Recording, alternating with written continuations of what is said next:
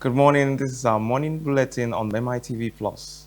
President Bola Tinubu has declared Nigeria's maritime sector de-risked and open for global businesses.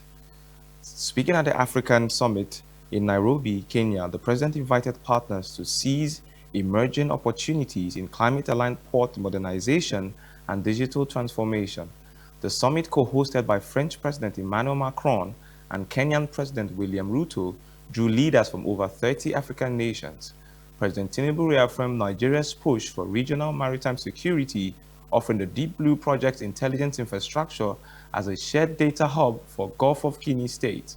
On the summit sidelines, President Tinubu held bilateral talks with Madagascar's President Michael Randrianirina. So we need to work together as a continent, to be able to, Nigeria sits sits on a lot of resources, as we all know, but value addition is key.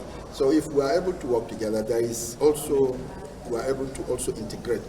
That is something that is going to support the entire continent, but Nigeria definitely will benefit from that.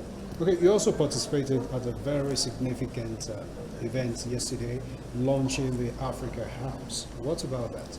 Okay, yes. The Africa House in Paris was actually launched yesterday. This is a huge, significant, thing for Africa, because what it is that President Macron came up with the idea that he would want us to have an Africa House in Paris. But then again, beginning Africa House, he decided that, look, it should not be funded by the French government. So they've given the property, but then to develop that property, he decided that Africans should come, African business community should come and support that. So he made me the co-chief launcher, if you may, of that, and two of us are the chief launchers of that. So it was launched yesterday. I was quite excited yesterday when, because I actually did not know that I was going to be, part of the, chief launcher. So President Bola Tinubu has taken Nigeria's investment drive to Kigali, Rwanda, where he is presenting the country as Africa's leading destination for business and economic growth at the Africa CEO Forum 2026. According to presidential aide Sunday Dare, the president is using the forum to highlight Nigeria's ongoing economic reforms and attract global and African investors. President Tinubu is expected to engage chief executives, financiers, policymakers, and multinational investors attending the forum, with the aim of boosting investor confidence and strengthening Nigeria's position as Africa's foremost investment frontier. The Africa CEO Forum in Kigali has drawn more than 2,000 businesses and political leaders from across the continent to discuss Africa's economic future and investment opportunities. The National Assembly has commenced moves to review and strengthen Nigeria's Data Protection Act 2023 in response to emerging cyber threats, artificial intelligence, and evolving global digital regulations. Speaking at a three-day data protection workshop in Abuja, organized by the Nigerian Data Protection Commission, NDPC, and Ampersand Development Partners, Chairman of the Senate Committee on ICT and Cybersecurity, Senator Afolabi Salisu, said lawmakers are working towards updating the law to address new realities in cybersecurity and data governance. Comfort Olayinka reports. Chairman of the House Committee on ICT and Cybersecurity, Honorable Stanley Olajide, described data as Nigeria's next major economic asset, insisting that strong legal frameworks were necessary to protect citizens' information and attract foreign investment. Both lawmakers, however, warned Nigerians against indiscriminate use of free public Wi-Fi and digital apps, noting that personal data often becomes the hidden cost. So understanding this technology and how it works will also help you understand that data also has stamps written all over them. Understanding these things can help you in the court of laws, it can help you in winning election, and it can also help your children and family. To review the National Data Protection Act of 2023, the first act that was signed by the current administration of President Bola Ahmed Tinubu, GCFR.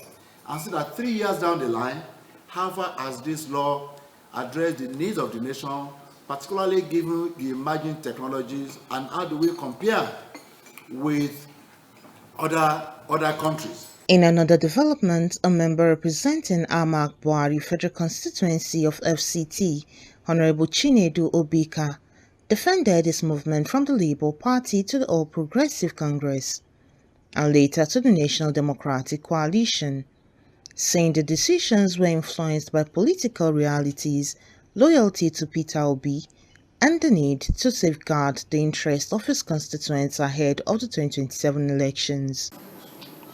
And to God be the glory. Before, I waited for a long time and I was not seeing the green light. I have to move to APC. Because as of that time, I can even tell you that APC is like the only party that was not having any issues in Nigeria. And the election was fast approaching. But at the same time, praying and waiting that he should take the right decision.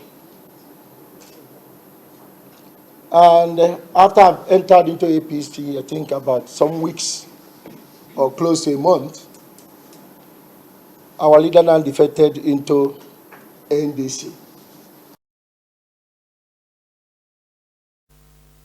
Minister of the Federal Capital Territory, Barrister Nyesom Wike, has expressed satisfaction with the pace and quality of ongoing road reports across Abuja, saying residents can now see governance in action. Wike spoke on Wednesday while inspecting ongoing infrastructure projects in Karu, Apokashi, and Bazango, popularly known as Arab Road in Kubwa. The minister commended contractors handling the various projects, particularly local construction firms, Abdulval Zebersid, for delivering quality work within schedule. He praised Abdulval for the quality of work on the Karu Road project, noting that the company had earlier delivered the Ushafa Road project commissioned last year by President Bola Ahmed Tinubu through Vice President Kashim Shettima. He also commended Zebersid for the ongoing Banzango Road project, which he said would also be inaugurated during the president's third anniversary celebrations. Wike stressed that beyond quality delivery, meeting project timelines remained equally important. Court dismisses Ada's suit against INEC over party registration. Justice Emeka Nwite of the Federal High Court Abuja has dismissed a suit seeking to compel the Independent National Electoral Commission (INEC) to register the All Democratic Alliance as a political party. In a judgment, Justice Nwite held that the suit filed by promoters of the association was incompetent and supported by credible evidence. The plaintiffs, led by Omar Ado, had sued INEC alongside Chief Akin Ricketts and Aminu Ahmed, seeking an order compelling the electoral body to register ADA as a political party. They also urged the court to declare the association deemed registered under Section 75(4) of the Electoral Act 2022 on the grounds that INEC allegedly failed to act within the statutory period. However, the court upheld a preliminary objection filed by the second and third defendants, who argued that the suit was commenced through the wrong procedure. Justice James Omotosho of the Federal High Court Abuja has ordered the confiscation and forfeiture of multi-billionaire assets and investments belonging to Chukwunyere Nwabuko, the convicted former acting accountant general of the Federation, to the federal government.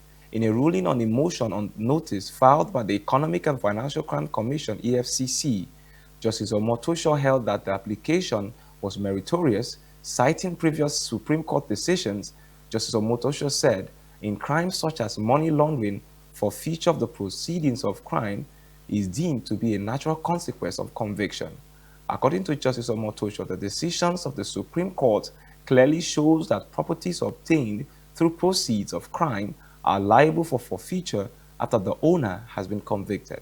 The judge therefore ordered the confiscation and forfeiture of the assets and properties described in Schedules 1, 2, and 3 of the EFCC's application to the federal government, having been established as proceeds of unlawful activities.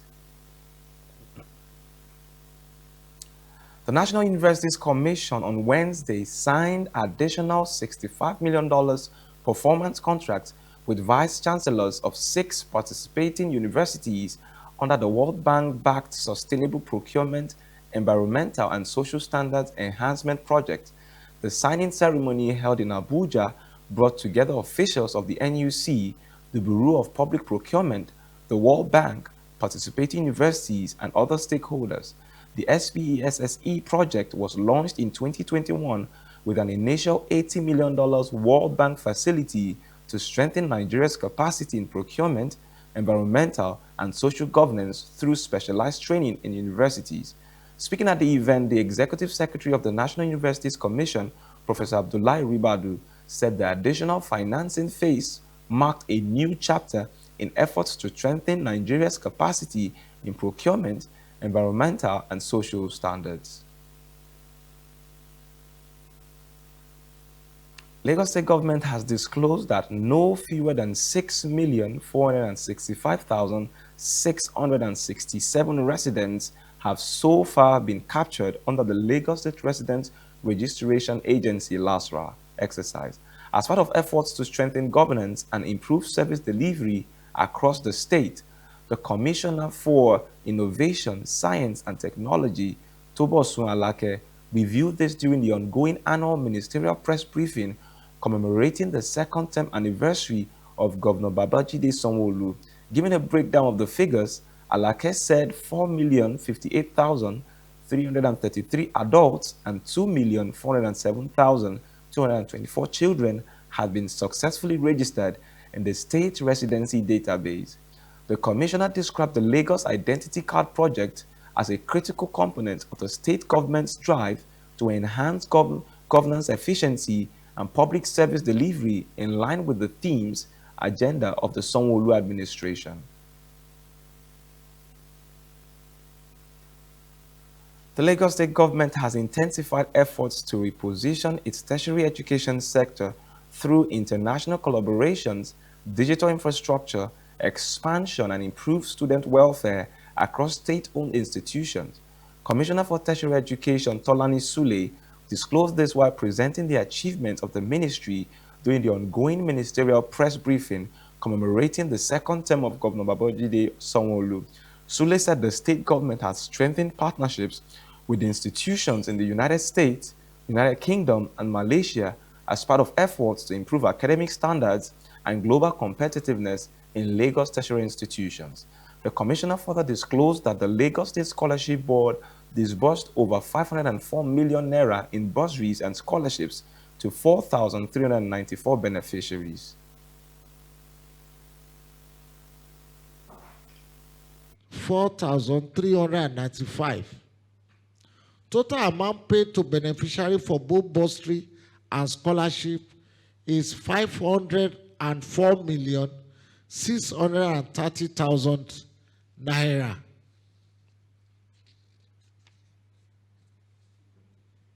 Completion of online registration for the year 2025-26 academic session. Lagos State Scholarship Board opened portal on Monday, 19th January to Friday, 6th March for online registration for the year 2025-26 academic session bursary and scholarship award. Total number of applicants for bursary award is 5,701. Total number of applicants for scholarship is 3,539. We are committed to transforming Lagos' own tertiary institutions into global standards as we invite all stakeholders to join us in this noble endeavor. Together we can build a brighter future for our students and the state. Now on to the foreign news. South Africa secured a $150 million development policy loan from the OPEC Fund for International Development to support reforms aimed at easing infrastructure bottlenecks. National Treasury said the Treasury, in a statement, said that the loan agreement was the first between South Africa's government and the OPEC Fund. It also aligns with Treasury financing strategy, which seeks to diversify funding sources and minimize increase in debt service cost. The Treasury said the financing has a 6-year maturity with a 2-year grace period and an interest rate of 6 months secured overnight financing rate plus 1.25%.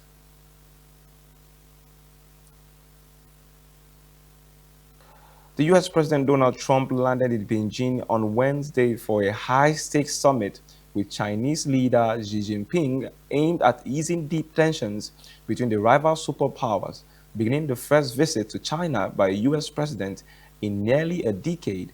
Trump touched down on Air Force One at Beijing Capital International Airport at 7:50 p.m. 11:50 GMT after the long flight from Washington.